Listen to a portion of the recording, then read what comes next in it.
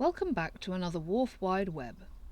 Today we'll be looking at the waterway's involvement in the slave trade and the American and Napoleonic Wars, so this episode may not be suitable for everyone. As we have seen, the creation of the waterways contributed to the success of industry, but that also means it contributed to the triangle trade. The triangle trade is shorthand for manufactured goods being sent from Europe to Africa and the Americas, which triggers captives being sent to the Americas, which triggers raw materials going back to Europe. Close to, it's a spiderweb, but it's an important spiderweb, so I'll try and explain it here.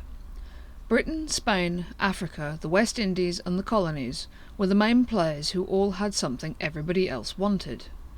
Spain's dominant exports were wine and fruit, while Britain was sending out manufactured goods like cloth, pottery and guns, and Africa was exporting people.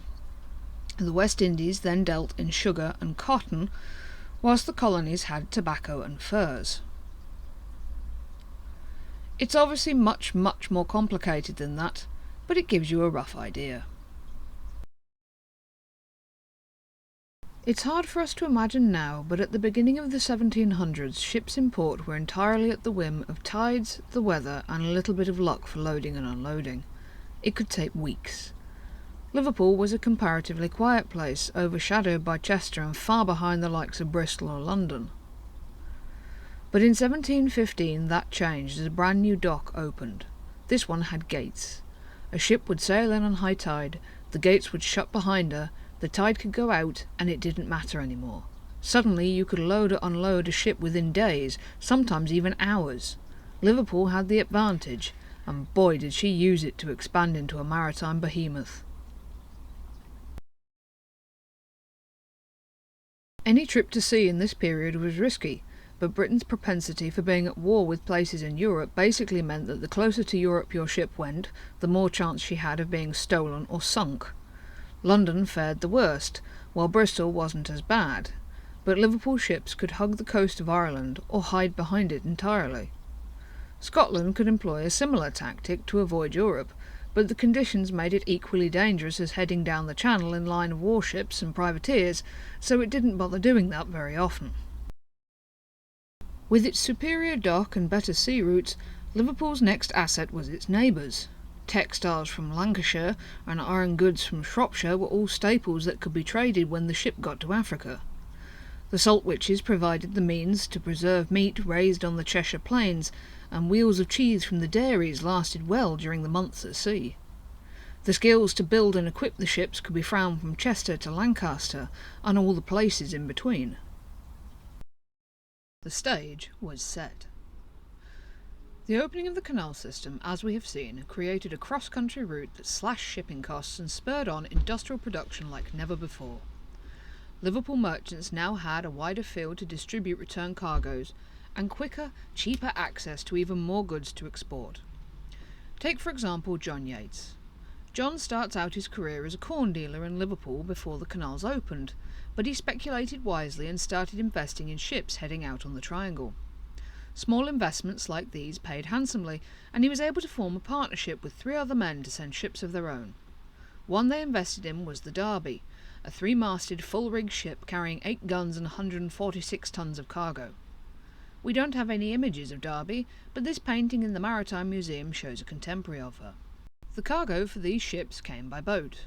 Cotton from Manchester came down the canal in flats, while narrowboats brought pottery from Stoke, guns and iron from Birmingham, brassware made in Bristol. There was foreign goods too, sailed to Britain by ship before being distributed by boat. Cowrie shells from the Maldives, and glass beads, handmade in Venice and brought in by William Davenport, another local merchant whose family held estates just outside of Macclesfield. More narrowboats came from Birmingham bearing anchors and chains for ships, and manacles for the captives they were to carry. The ships left Liverpool carrying supplies for the first leg of her journey, tons of salted meat and flour, dozens of cheese wheels, gallons of water. Those that were armed also took ammunition and gunpowder which could be locally sourced from the mills at Thirlwall. When she set off, Derby had a crew of 37 local men and orders to load 350 captives in the Cameroons. She took 352. Leaving Africa with her dreadful cargo, she faced the Middle Passage. Poor weather and atrocious conditions took their toll, and by the time she limped into Antigua, 4 crew and 65 captives were dead. Discharged of one cargo and reloaded now with sugar and rum, she returned to Liverpool and made her owners wealthy men.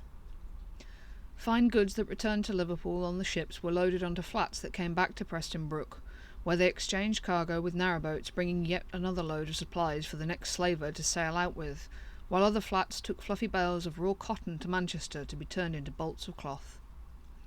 This harrowing system fed Liverpool so well that by 1795 it controlled more than 40% of the entire European slave trade, and allowed men like John Yates to become country squires. John Yates, for his part, married Mary Brock, and managed Preston Brook until their son came of age to inherit it. But for all the goods passing through the wharf that furnished the slave trade, abolitionist material came through too. While the people making money were naturally pro-slavery, it was not universally felt. Many of the wharfmen themselves were pro-abolishment, and canal promoter Josiah Wedgwood produced hundreds, if not thousands, of jasperware medallions that were freely distributed at rallies and meetings. Other potteries produced bigger items that were all carefully packed onto boats and sent off to their destinations. Black people, free and enslaved, travelled through Preston Brook quite regularly. One lady and her husband were headed back to their plantations in Demerara after visiting her husband's family in Cheshire when she went into labour somewhat unexpectedly. The baby was hastily baptised at Daresbury before they carried on to the wharf and on to Liverpool to catch the ship. The wharf handled a lot of armaments in its career, all things considered. By the time America finally won its independence, the wharf had handled hundreds of crates of guns and tons of gunpowder for both sides, and during the American Civil War in the 1860s, supplies were sent out again. The American Civil War became quite a problem as the Union blocked the Confederates from using the ports, which in turn meant that cotton exports slumped. Enter the blockade runners. These were light, fast ships, designed to sneak through the blockades, and, providing they weren't caught, they stood to make a fortune. Salt could be sold for nearly £2,500 a kilo in today's money, while a pound of cotton bought in America for 99p was worth £6 or £7 when it got back to Manchester. Locally, the Johnson brothers of Runcorn tried their hand at blockade running, and while their first trip was an overwhelming success, their second was not. Their ships were sunk and their soap company was collateral damage, becoming the famous Runcorn Soap and Alkali Company. It wasn't just the cargo that was involved in early wars, some of the men were too. With recruiting parties in smart red uniforms promising a life of adventure and sex appeal, many young lads joined up willingly to bash Napoleon, and one of them was Thomas Cookson. In 1815, the A Troop of the Left Squadron under Captain Tomkinson, young Thomas Cookson fought in the bloody Battle of Waterloo. He returned to Cheshire a changed man. He married a canal labourer's daughter from Moore and got a job at the wharf as a porter. Given the noise of battle, it's unsurprising that Thomas got increasingly deaf as the years went by, but he was good at lip-reading, and everyone just made sure they didn't sneak up on him. Even as an old man, he still pottered about the wharf in light jobs until he finally passed away in 1876, after working on the wharf for 40 years.